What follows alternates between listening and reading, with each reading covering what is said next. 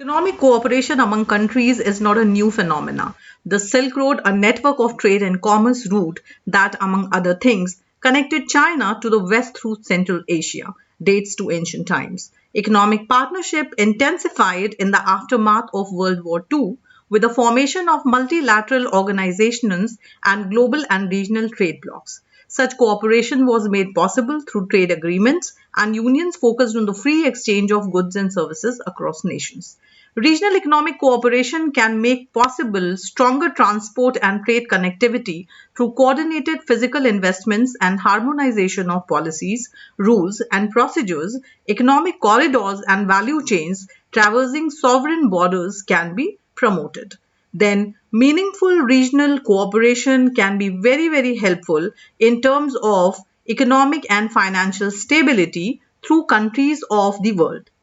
They adopt synchronized fiscal, monetary, and exchange rate policies to prevent financial contagion, addressing shared systematic risks in the banking system, implementing common regularization, and implementation of counter-cyclic policies during crisis period.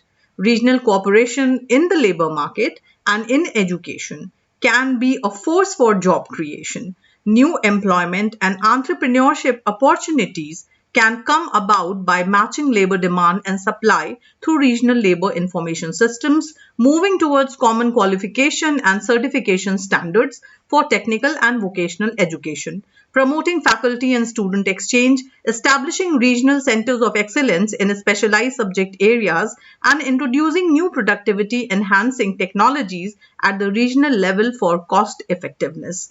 Now, these all things are telling us that how important are the regional groupings in the recent time, and we could see that in the time of pandemic how the cooperation has taken place among the member nations. So whether it is the nation or whether it is customers, everybody gets exposure and have advantages of this kind of cooperation. Also, we have to look forward towards this, and we have to look forward and ensure to everybody that these regional economic cooperation are going to be very, very helpful in achieving the Millennium Development Goals. Thank you very much.